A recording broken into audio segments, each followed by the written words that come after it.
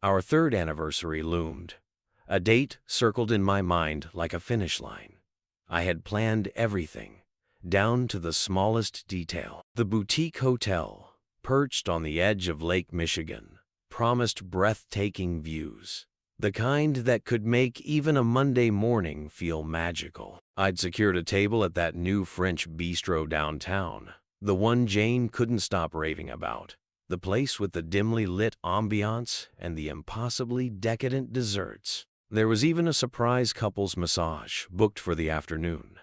I'd pictured us walking in, a little weary, and leaving relaxed and renewed, ready for the evening ahead.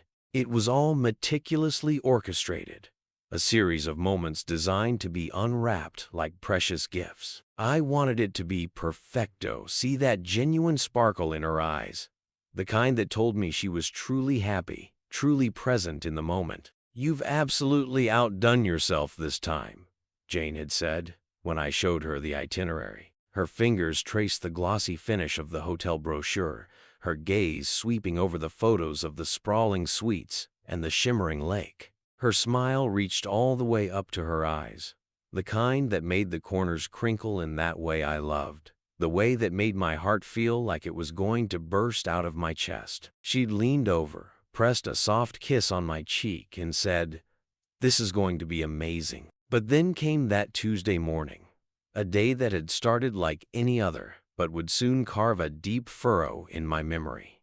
I sat at my desk, the hum of the office a dull drone in the background. My eyes were half-heartedly scanning quarterly reports, numbers and graphs swimming before me like hieroglyphs, when my boss, Dave, walked into my office. His usual easygoing swagger was gone, replaced by a tight-lipped look that meant only one thing: trouble. It was the same look he had before the big layoffs last year, the same look he had when he told me our biggest client was thinking of leaving. "Kent, we need you in Chicago next weekend," he said, his voice low and deliberate.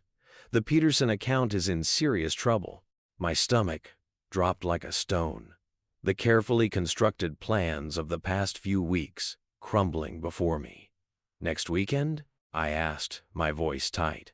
"But Dave, that's my anniversary." The words felt hollow, inadequate to the weight of the situation. "I know, and I'm genuinely sorry," Dave replied, his expression shifting to one of genuine apology, or at least as genuine as he was capable of. "But Peterson's threatening to walk. They're saying our service has slipped, that they're not seeing the results they were promised. You're the only one who can salvage this. You've got the relationship, you understand their needs." I sat there, gripping my pen so hard my knuckles turned white. The hotel's non-refundable deposit, the considerable chunk of money we had spent on creating this special weekend, flashed through my mind. So did Jane's face, the anticipation and excitement I had seen just days earlier. I saw the imagined hurt and disappointment, a small shadow that threatened to eclipse the sparkle I had worked so hard to ignite. That evening, I found Jane in the nursery. The soft glow of the nightlight cast a warm, ethereal light around her as she gently sang to our son, rocking him back and forth in the old rocking chair. She looked so peaceful, so maternal. I lingered in the doorway, the cool air from the hallway a stark contrast to the warmth emanating from the nursery. I watched them, the gentle rhythm of the rocking, the soft melody of her song, wanting to hold on to that moment, that image of domestic serenity before the storm hit. She looked up, her eyes meeting mine, and something in my expression must have given me away, some shadow that had crept onto my face. "What's up?" she whispered, her voice barely louder than a breath, as she carefully laid our sleeping boy in his crib. We walked to the kitchen, a space that was usually filled with the aromas of dinner cooking or the sounds of our laughter. Tonight, the silence was heavy, thick with unspoken words. I leaned against the counter, feeling the cool stone seep into my skin. "Dave needs me in Chicago," I said, the words sounding flat and lifeless even to my own ears. "The Peterson account." "Next weekend?" she asked, her voice eerily calm. Too calm. "Our anniversary weekend?" I nodded. bracing for the inevitable anger, the tears, some kind of emotional outpouring. Instead, she just stood there, tapping her fingernails against the countertop, the rhythmic clicking sound filling the silence like a metronome ticking away the seconds of our relationship. "Well," she said finally, after what seemed like an eternity, "it would be a real shame to waste the reservation, wouldn't it?" She paused, her eyes flickering towards me for just a moment, then added, "Maybe I could still go? Have a girls' weekend with Sarah and Rachel?" My chest tightened, a heavy weight settling in my lungs. "You want to spend our anniversary with your friends?" The words came out sharper than I intended. She shrugged, already pulling out her phone, her fingers flying over the screen as she began typing. "Better than letting it go to waste, right? And your parents have been asking to spend more time with Tommy. They can watch him for the weekend." I watched her texting, her face lit by the cold blue glow of the screen. Something felt off, a discordant note in the melody of our life. Maybe it was how promptly she'd suggested it, how quickly she had dismissed the trip as just another weekend away. Or maybe it was the way she hadn't even tried to convince me to reschedule the Chicago trip, as if she already knew that it wasn't going to happen. "Sure," I heard myself say, the word tasting like ashes in my mouth, even as a knot formed in my stomach, tightening with each passing second. "If that's what you want." She looked up, flashed me a bright smile, a smile that, for the first time, didn't quite reach her eyes. "It'll be fun. And we can celebrate when you get back." But as she walked away, her voice rising with excitement as she chatted on her phone, something felt wrong. A subtle shift in the tectonic plates of our marriage, like water slipping through my fingers, no matter how tightly I tried to hold on. That night, I lay awake in bed, listening to Jane's steady breathing beside me. She'd fallen asleep scrolling through her phone, making plans with her friends, her fingers still tapping out messages even as she drifted off. The soft blue light from her screen painted strange, unsettling shadows across her face, making her look like a stranger, a phantom inhabiting my wife's skin. I rolled over, staring at the ceiling, the pale glow of the moonlight filtering through the blinds. My parents had already agreed to watch Tommy for the weekend. "Of course we'll take him," Mom had said, her voice warm and welcoming over the phone. "You two deserve some time to yourselves." If only she knew the irony. If only she understood the true depth of the unraveling that was taking place.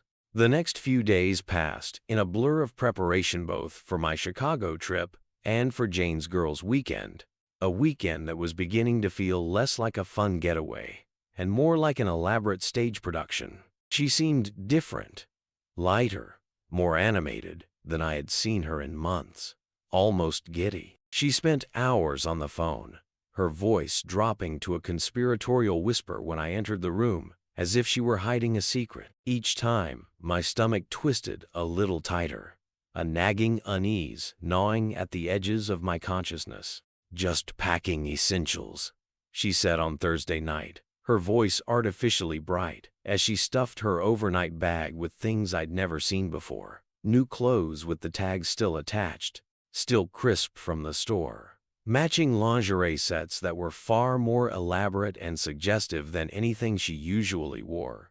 Sets that made my throat go dry, that made the air in the room feel suddenly thick and heavy. She caught me looking and quickly zipped the bag shut, a sudden change in her demeanor, from carefree to guarded. "Sarah insisted we go dancing," she explained with a laugh that sounded forced, almost rehearsed. "You know how she gets. She's always trying to get us out of the house." I did know Sarah. Sarah, who was happily married with 3 kids, who hadn't gone dancing in years. Sarah, who was more likely to be found at a PTA meeting than in a nightclub. Friday morning came too soon. The sky still a pale gray as we loaded Tommy into the car. We drove to my parents' house first, dropping him off with his favorite stuffed giraffe and a bag full of snacks and supplies that could have easily lasted a week. Mom hugged us both, telling us to have fun, her eyes bright with the kind of hope that is often born of ignorance. Jane's smile wavered for just a moment, a subtle flicker of hesitation that I almost missed. "I'll take the train to the hotel," Jane announced, her voice firm, as we pulled away from my parents' driveway. "No sense in you being late for your flight. No need for you to waste time driving me. We can just say our goodbyes here." "I could drop you," I began, but she cut me off sharply, her words leaving no room for argument. "No, really," she said. "The train station's right there. It's fine. This way you can get on the road sooner and make it to your flight with plenty of time." I watched her walk away in the rearview mirror, her new overnight bag swinging at her side, a pop of color in the otherwise drab morning. She didn't look back once, not even a quick glance. The way she walked, shoulders back, head held high, felt almost defiant, as if she were walking away from something, not towards it.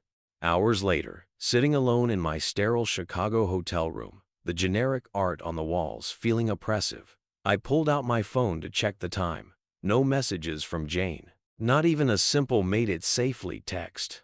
Nothing to acknowledge that she had arrived, that she was thinking of me. Just a photo she'd posted on social media. A carefully curated image of her hotel room view of the coast. The caption reading, "Girls' Weekend." The emoji, the exclamation point, felt like a taunt. The knot in my stomach had become a solid rock, a heavy weight that threatened to drag me under. 3 years of marriage, a beautiful son, a life we had built together, brick by brick, and somehow, watching her walk away that morning felt like watching the entire edifice begin to crumble, the foundation shifting beneath my feet. I opened our anniversary photo from last year, the one I had saved on my phone. Jane held Tommy in her arms, both of them laughing at something stupid I had said. Her smile then had been real, reaching all the way up to her eyes, crinkling the skin at the corners with genuine happiness. When had that changed? When had the cracks begun to appear in the veneer of our perfect life? When had we started living in different worlds, in separate realities, as if we were characters in 2 completely different stories? My phone buzzed, a text from Dave about tomorrow's meeting, a reminder of the responsibilities that had pulled me away from my life. I peered at it, the words blurring before my eyes, unable to focus on the task ahead. Our anniversary weekend stretched before me, empty and cold, while somewhere on the coast, my wife was starting her girls' weekend with an overnight bag full of new lingerie and secrets. Secrets that I suspected were darker than I could ever imagine. The Chicago skyline glittered outside my window, a million lights twinkling in the dark, indifferent to the growing certainty that had taken root in my mind, the certainty that nothing would ever be the same again. The weight of that realization settled on me, heavy and cold. The meeting dragged on, each PowerPoint slide a blurry mess of figures and projections. I tried to focus, but my mind kept drifting, replaying the last few days like a broken record. My phone lay face down on the conference table, mocking me with its silence. Not a single word from Jane since she disappeared into the train station crowd, her overnight bag swinging jauntily at her side. I felt like a fool. Dave was deep into quarterly projections, droning on about growth margins and market strategies. When my phone lit up with Jane's name, my heart leaped. I excused myself, almost knocking over my chair as I bolted for the hallway, my colleagues' confused glances bouncing off my back. I needed to hear her voice, even if it was just to say hello. "Hey," I managed, struggling to keep my voice steady. "Made it okay?" "I need the car," she snapped. Her tone was sharp, laced with an edge I'd never heard before. It was like a shard of ice had suddenly pierced the thin fabric of our normal conversations. The abruptness of her demand threw me off balance. "What? I thought you were taking the train." "Plans changed," she cut in, her voice impatient, dismissive. "Can you bring it?" "Jane, I'm in Chicago. We talked about this." I struggled to keep my voice calm, wanting to understand but feeling a growing sense of alarm. "No, You said you were taking the train. Hysteria crept into her voice, rising like a fever. The change was so sudden and drastic, it felt like I was talking to a stranger. My throat went dry. What? No, I told you specifically that I was driving because of the presentation materials. Stop lying! The words exploded through the phone, a raw burst of anger that made me flinch. Then I heard Itaman's voice in the background, low and intimate, a sound that made my blood run cold. Babe, take it easy, he said, his tone casual, familiar. Ice spread through my veins, freezing my blood solid. Who's there with you? I asked, my voice barely a whisper. Nobody. Just someone walking past. The words tumbled out too fast, tripping over each other, a clear sign of deception. More rustling, as if she was covering the phone with her hand. And then that voice again, closer now, more urgent, as if she had been caught doing something she shouldn't have. Jane. The line went dead, the sudden silence, a deafening roar in my ear. I stared at my phone, my hand trembling, the fluorescent hallway light suddenly seeming too bright, too harsh, amplifying the growing unease that was churning in my gut. I hit redial, my finger mashing the button repeatedly. No answer. Again. Straight to voicemail. My stomach churned as I listened to her cheerful recorded message. Hi, this is Jane. Leave a message. The bubbly greeting felt like a cruel taunt, mocking the chaos that was brewing inside of me. Then the calls started coming in, one after another, like a machine gun firing rounds of accusation and denial. Each one more frantic, more desperate than the last. Why did you hang up on me? Her voice was shrill, unrecognizable, stripped of the soft melodic tone I loved. I didn't. Click. The line went dead again. Ring. Stop ignoring my calls! She was practically screaming now, her voice cracking with a strange mix of anger and fear. Jane, you're the one who click. Ring. Where are you really? The question was a demand, a challenge that hung in the air between us, thick with suspicion and unspoken accusations. My laugh came out bitter, hollow, a sound that echoed the emptiness that was spreading inside of me. I'm in Chicago, where I told you I'd be. Where are you really, Jane? Silence stretched for 3 heartbeats, each second feeling like a lifetime. Then, what's that supposed to mean? Her voice was laced with defensiveness, but it couldn't quite mask the panic that was bubbling beneath the surface. In the background, I heard movement, the distinct sound of a door closing, and then that male voice again closer now, urgent, whispering conspiratorially. Jane, we need to. Click. I slumped against the wall, my legs suddenly weak, the muscles turning to jelly. Dave poked his head out of the conference room, his face etched with a concerned look. Everything okay, Kent? He didn't know the half of it. He couldn't have possibly imagined the bomb that had just gone off in my life. No, nothing was okay. My wife was somewhere with another man, lying to my face about it, and I was stuck in a Chicago office building, powerless to do anything about it, watching the foundation of my life crumble into dust. Family emergency. I managed to croak out, my voice raspy, barely audible. Give me a sec. I needed to be alone. I needed to breathe. I needed to process the avalanche of dread that was threatening to bury me. Back in the hallway, I opened our text thread, my fingers trembling as they scrolled through the messages. Photos of Tommy, his first steps, his goofy grin, grocery lists, daily check-ins, the mundane details of our life together that now seemed so precious, so fragile. When had it all started falling apart? Had there been signs I'd missed, small red flags fluttering in the wind that I had chosen to ignore? My phone buzzed again. A text this time. Jane, battery dying. Talk later. 3 dots appeared, disappeared, appeared again, taunting me with the possibility of an explanation, of some kind of reassurance.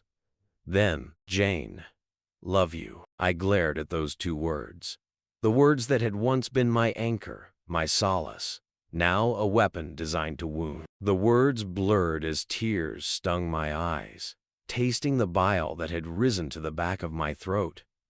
How many times had she typed those same words to someone else? How many times had she uttered those same words while her heart was somewhere else? The conference room door opened again, Dave's voice, distant through the roaring in my ears. "Kent, we need you back in here. We're about to get to the meat of the projections." I straightened up, smoothed my tie, my fingers feeling clumsy and awkward, and forced my face into something that resembled professional composure. But inside, everything had shattered trust, belief, the entire foundation of what I thought my marriage was. Each step back to the conference room felt like walking through quicksand, the ground shifting beneath my feet with each step, pulling me down into a dark abyss. My phone remained silent for the rest of the day, but those suspicious calls echoed in my head like accusations, each ring a hammer blow against the remnants of my belief in her. The male voice calling her babe, the lies, the desperate attempts to cover her tracks, each detail a brushstroke in a painting I couldn't bear to look at, yet couldn't tear my eyes away from. That night, alone in my hotel room, the silence as thick and heavy as the air, I pulled up the security app on my phone, the one I'd installed to check on Tommy when we were out, to ease my anxiety about leaving him behind. Our house sat dark and empty, the images from the camera flickering across the screen like a ghost story. No movement, no signs of life, no hint of the girl's weekend she had so eagerly described. Wherever Jane was, whoever she was with, it wasn't where she'd said she'd be, and the truth of that realization landed with the weight of a tombstone. I didn't sleep that night. Instead, I lay awake, staring at the ceiling, replaying every suspicious call, every lie, every red flag I'd ignored, every instance where my intuition had been telling me something was wrong. By morning, the uncertainty had hardened into a cold, bitter resolve. I knew what I had to do. It was time to find out the truth, no matter how ugly it might be, even if it meant pulling the carefully constructed facade of my life down around my ears. The Chicago meeting wrapped up early Saturday morning, a merciful end to a torturous 2 days. I caught the first flight back home, my mind a whirlwind of questions I wasn't sure I wanted answered, each one a sharp shard of glass, threatening to pierce the thin veil of my composure. Before heading home, I drove to Billy's place-me best friend since college. The one person I knew would give it to me straight. No sugarcoating, no gentle euphemisms. I needed a dose of reality, no matter how bitter it tasted. Billy was lounging on his porch, a beer in his hand, like he knew I'd show up. The sun was high, the day already warm, but the air around me felt heavy with a premonition of the storm that was brewing inside. One look at my face, and he knew something was terribly wrong. His easy smile faded, replaced with a look of concern. "Spill it," he said, sliding a cold bottle my way, the condensation leaving a dark ring on the wooden table. The unspoken command hung in the air, a silent invitation to unburden myself. The words poured out like poison, a torrent of suspicion and betrayal that had been building up inside of me for days. I told him about the suspicious calls, the male voice, the lies about her location, each detail a knife twist in my gut. With each word, Billy's expression darkened, his fingers tightening around his beer bottle until I thought it might shatter, as if he could feel the betrayal as deeply as I did. "That bitch," he finally spat, his voice low and dangerous, a growl that seemed to come from the depths of his being. "And you're sure about this?" He looked at me intently, his eyes searching mine for any hint of doubt, any sign that I might be mistaken. I nodded, my throat tight with emotion, the weight of the truth pressing down on me like a physical burden. The security cameras showed she never went home. I checked the app, the house is empty. And her friends? I called Sarah this morning. She had no idea about any girls' weekend. said she hasn't talked to Jane all week. Billy stood abruptly, pacing his porch like a caged animal, the floorboards groaning under his restless energy. "We need Jim," he said, his voice sharp, his eyes already scanning for his phone. "He's good with this technical stuff, knows how to find the cracks in their perfect lies." Jim arrived 20 minutes later, his laptop tucked under his arm, his face grim, businesslike. He'd helped other friends catch cheating spouses. Before a fact, I'd always found sad until now, a situation I never imagined I'd be in. Now, his expertise was my only hope of finding the truth. "Here's what we do," Jim said, his fingers flying over his keyboard, his eyes focused on the screen with a laser-like intensity. "You tell her you're working late tomorrow, going to be stuck at the office. Let her think she's got the house to herself, a free pass to do whatever she wants." He tapped the screen, a website selling surveillance equipment popping up, a digital shop filled with the tools of betrayal and deception. "We record everything," Billy finished, a dangerous glint in his eye, his voice dripping with venom. "Get the evidence, every dirty detail. Then we destroy them both." The word destroy hung in the air, heavy with implications. The word destroy should have scared me. The old Kent, the loving husband, the dedicated father, would have recoiled, would have tried to find a way to fix things, to save what was left. But that Kent died somewhere between those frantic phone calls and the empty security footage, replaced by something colder, harder, a man fueled by rage and a thirst for retribution. "How fast can we get the equipment?" I asked, my voice flat, devoid of any emotion.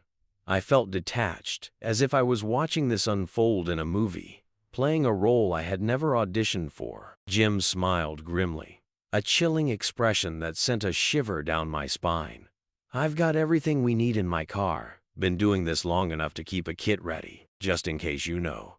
He grabbed a duffel bag from the back of his car, a black hole filled with the tools of our vigilante operation. We spent the next hour planning every detail. Voice recorders hidden in strategic spots, disguised as everyday objects, cameras covering every angle of the house, capturing every movement, every whispered word. Jim even had a program that could track phone locations, a digital leash to keep her within our sights. "Remember?" Billy said, his hand heavy on my shoulder, his gaze unwavering. "Once we start this, there's no going back. Once we open this Pandora's box, there's no putting the evil back inside." I looked at my wedding ring, the gold band that had once symbolized our commitment, our eternal love. I remembered the day I'd slipped it on Jane's finger, her eyes bright with tears, the promises we'd made, the future we'd planned. Now all a distant memory, a cruel reminder of what we had lost. "There's already no going back," I said, my voice devoid of emotion, the words a cold, hard truth. I twisted the ring off my finger, the metal feeling heavy and cold against my skin, and placed it on the table. "Let's do it," I said, the words an affirmation of my descent into darkness. I sat in Billy's car across from my house, the setting sun casting long, distorted shadows across the street. The trees looked like skeletal figures, reaching up towards the sky as if begging for mercy. I watched the shadows dance behind the living room curtains, a macabre puppet show playing out in the twilight. Our son's favorite giraffe, the one he insisted on taking everywhere, still sat in his car seat behind me, a silent observer of the chaos that was about to unfold. I hadn't had the heart to take it out after dropping him off at my parents', a small reminder of the innocence that was about to be shattered. Long shadows stretched across the street in the late afternoon light, making the familiar neighborhood look sinister and unfamiliar, a perfect backdrop for the darkness that was about to descend. A distant lawnmower droned on, a monotonous sound that seemed to mock the turmoil that was raging inside me. Another normal day in suburbia while my world crumbled into dust. "You ready?"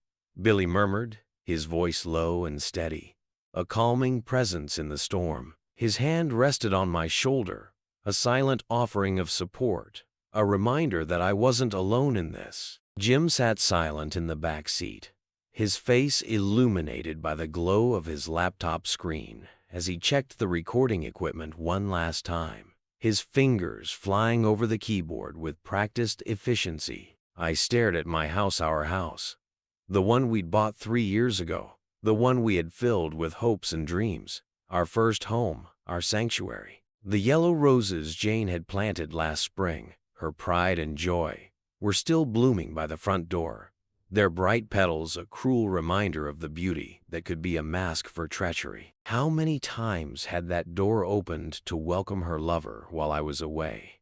How many times had she stood in the doorway, pretending to be my loving wife, while plotting her next rendezvous? "Look," Billy pointed, his finger tracing a line across the windshield. A silver sedan was parked 2 houses down, partially hidden behind a large oak tree. Not one I recognized from the neighborhood, not one that had ever parked on our street before. My stomach clenched, the muscles tightening into a hard knot. This wasn't just suspicion anymore. This was a cold, hard fact. We slipped out of the car, moving like shadows across the street, our footsteps barely making a sound on the quiet asphalt. The closer we got, the clearer the music became, a muffled sound bleeding through the walls, our wedding song of all things, a saccharine ballad about forever love and unwavering devotion. The cruel irony made my teeth ache, a bitter taste coating my tongue. It was like a twisted joke, a mockery of everything we had built together. At the front door, my key slid into the lock with a familiar click, the sound echoing in the silence of the deserted street. The entryway light was off, the room shrouded in darkness, but I could see a pair of men's shoes kicked carelessly by the stairs, high-top sneakers I'd definitely never seen before, foreign objects in our meticulously curated life. They were like footprints left by an intruder, a sign of the violation that had taken place within the walls of my home. Billy's hand gripped my shoulder, his fingers digging into the muscles, steadying me, preventing me from collapsing under the weight of what was about to happen. Jim hung back, a ghost in the shadows, his camera poised and ready to capture every moment of this unfolding betrayal. The music grew louder as we crept down the hallway, the singer's voice crooning about eternal love and devotion, a twisted soundtrack to this macabre scene. My heart hammered so loud I was sure they'd hear it over the music, each beat a frantic drum against the cage of my ribs. The living room door was slightly ajar, a thin slice of light spilling into the hallway, illuminating the dust motes that danced in the air. Through the gap, I caught glimpses of movement, heard low murmurs and soft laughter, Jane's laugh, but different somehow,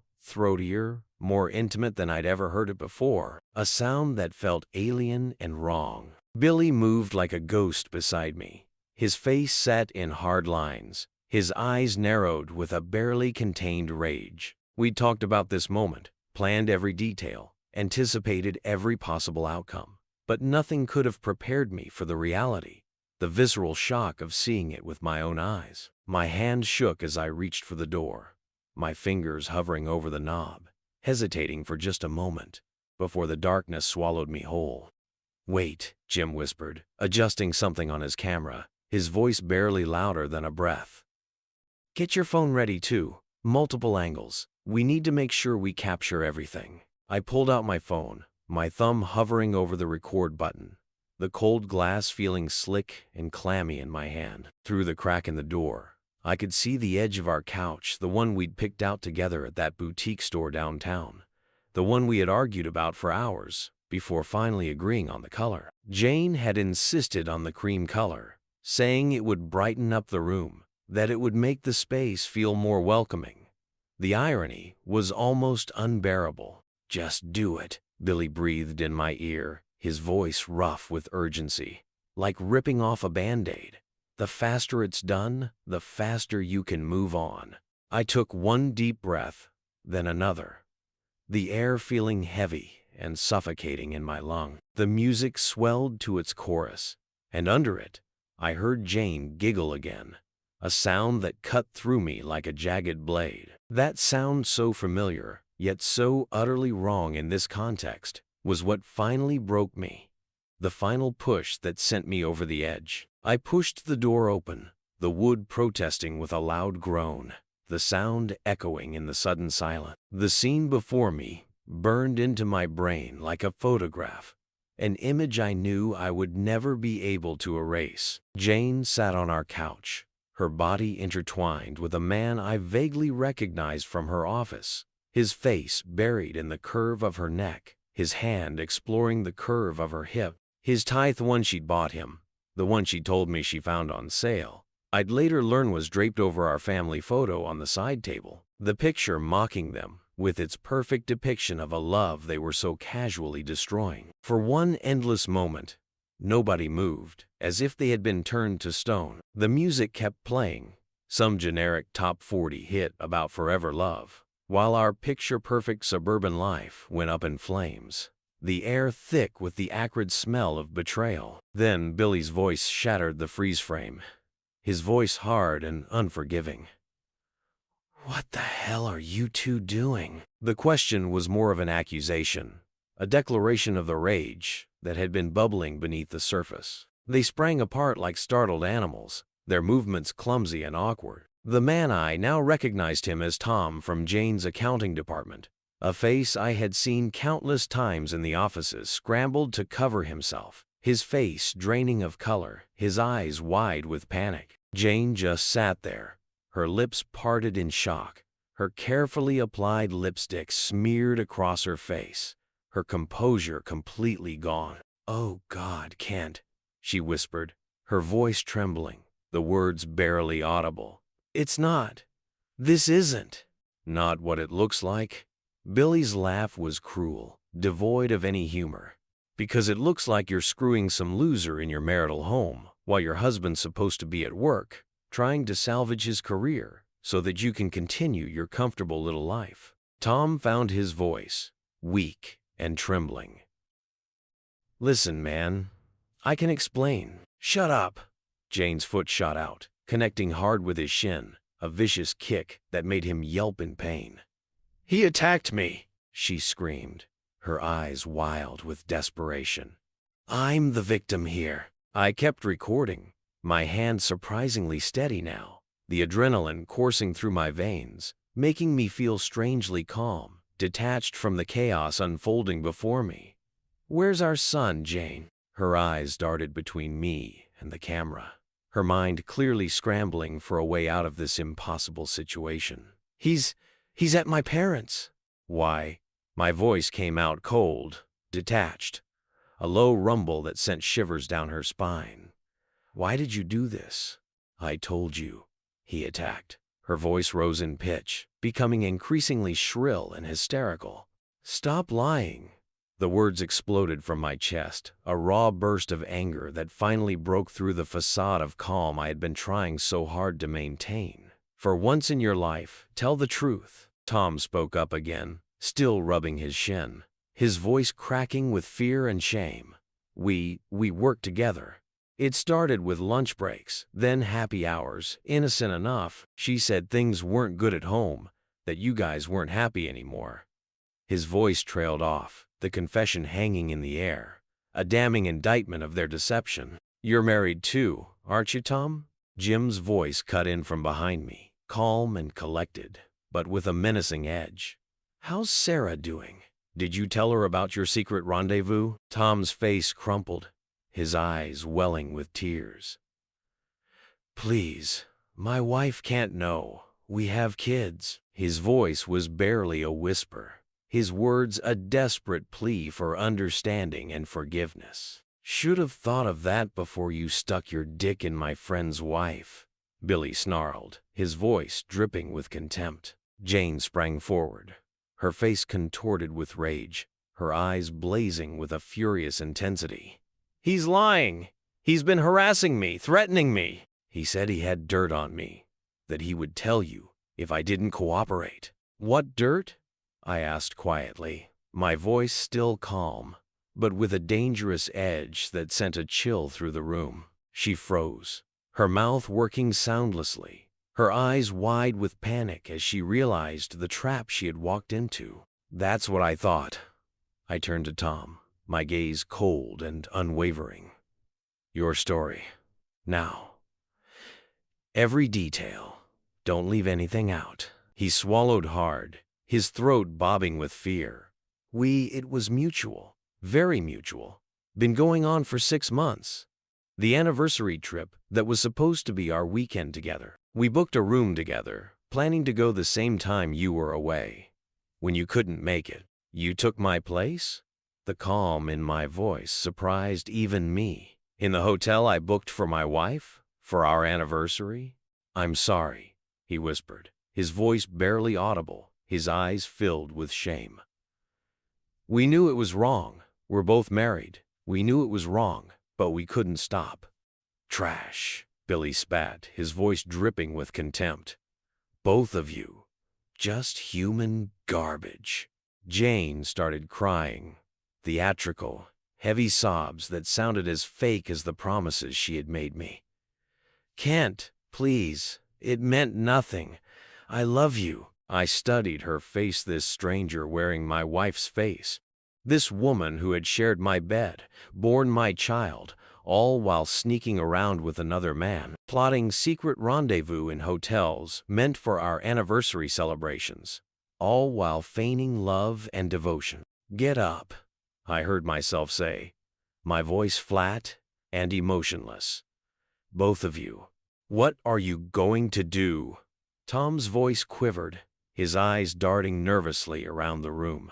Billy smiled, and it wasn't a nice smile. It was the smile of a hunter who had finally cornered his prey.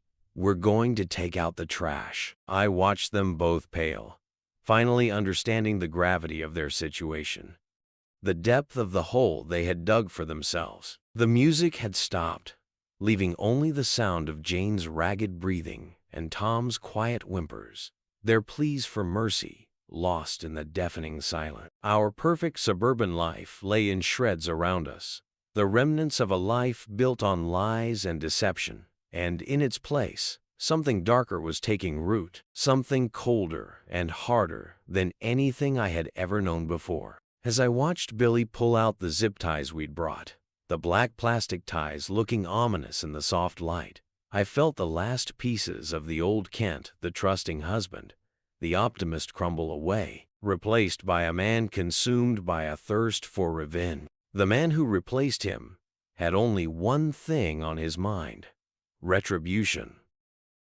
The kitchen trash bag felt heavy and awkward in my hands as I walked back into the living room, the plastic crinkling with each step. Jane and Tom sat on the couch, zip-tied and silent, their eyes wide with fear, their faces pale and drawn. Billy stood guard, his presence filling the room like a suffocating cloud, his posture radiating menace. The air felt thick with tension, heavy with the weight of unspoken threats. "Get in," I said, my voice flat and emotionless, like a machine giving instructions. I shook open the bag, the black plastic billowing like a shroud. "You can't be serious," Tom whispered, his voice trembling, barely audible.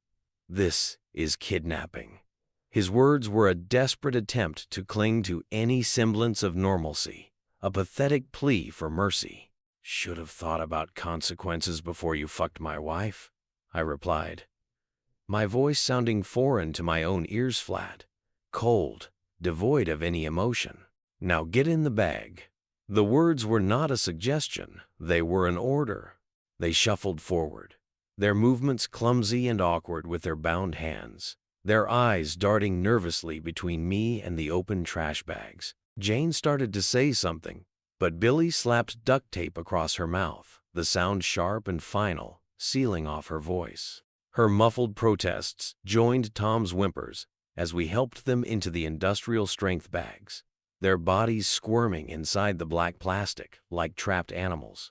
"Car's ready," Jim called from the doorway, his voice calm and composed, as if he were announcing dinner. He'd pulled it around back, away from the street lights and the prying eyes of nosy neighbors, a getaway car in a suburban nightmare. We carried them out like the garbage they were, their bodies bumping awkwardly against the door frames and the furniture, the black plastic bags rustling like leaves in a storm, the trunk closed with a satisfying thunk, the sound echoing in the otherwise silent night. I caught a glimpse of my reflection in the rear window. I looked older, harder, like a stranger staring back at me. A man I didn't recognize. A man capable of unspeakable things. The drive to the woods took 40 minutes. The silence in the car broken only by the occasional muffled sob from the trunk. The sound like a macabre lullaby. Nobody spoke. The tension in the air thick and suffocating. I thought about Tommy. Safe and sound at my parents' house, blissfully unaware that his world was imploding, that the foundations of his life were being ripped away from him. Finally, we turned onto a dirt road Billy knew from hunting trips, a path overgrown with weeds and surrounded by thick woods, the perfect place to disappear without a trace.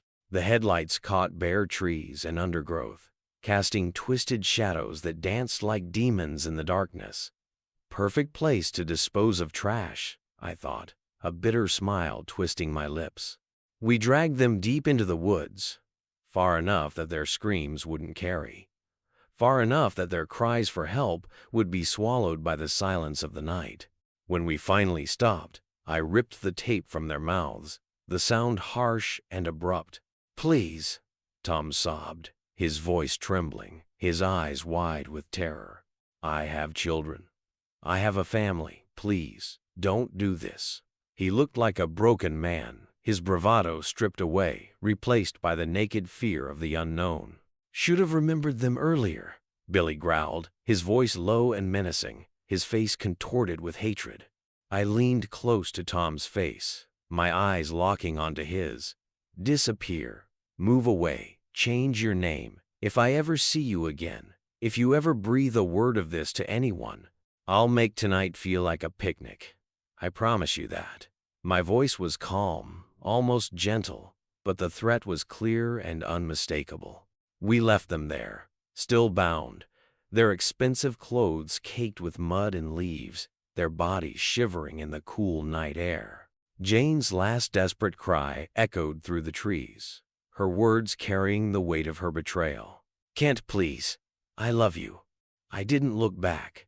I didn't give her the satisfaction of seeing my reaction, my face a mask of cold indifference as I walked away, leaving her behind in the darkness. 2 days later, Jane was found by a jogger, a woman out for her morning run, her body bruised and battered. She told the police a fabricated story about random kidnappers, claiming she'd been tortured by strangers, that she had been a victim of a brutal and senseless attack. The police investigated, followed the leads, but found nothing, no evidence, no witnesses, no trace of the imaginary perpetrators. The case went cold, another unsolved mystery in the vast ocean of unsolved crimes. But my revenge was just beginning. First, I visited Tom's wife, Sarah, the woman who was still happily married, a woman who didn't know that her whole life was about to be turned upside down. She opened the door holding their youngest, a sleeping toddler with dark circles under her eyes, the exhaustion of motherhood etched into her face.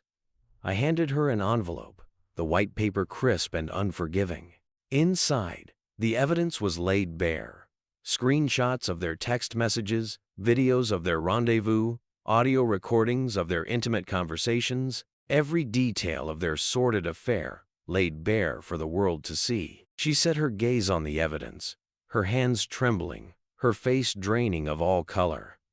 "I'm getting a divorce," she whispered finally, her voice barely audible, her eyes filled with the pain of betrayal. Next came the anonymous tip to HR. Sexual misconduct with a coworker, breach of company policy, a clear violation of the terms of their employment. Tom was demoted, then quietly asked to resign, his comfortable life crumbling piece by piece, his career in ruin. His perfect life had turned into a nightmare, his fall from grace a lesson for anyone who thought they could act with impunity. But Jane? I had special plans for her. "You're staying married to me," I told her one night, after Tommy was asleep, The silence of the house, a heavy blanket that settled around us. But things will be different. From now on, you will live according to my rules. You will play the role I assign you. Her eyes widened with understanding, her face a mask of fear and resignation. She knew she was trapped, caught in a cage of her own making. No one would believe her story after her ridiculous kidnapping tale. Her credibility shattered beyond repair, reduced to nothing but a string of lies and deceit. She'd lost all credibility, all hope of escaping the consequences of her actions, all power over her own life. Now she walks on eggshells in our house, her every move measured, her every word calculated. She is financially dependent on me, her bank accounts frozen, her credit cards canceled. She knows one wrong move will expose her lies. That one false step will bring the whole house down on her head. She plays the perfect wife, the devoted mother.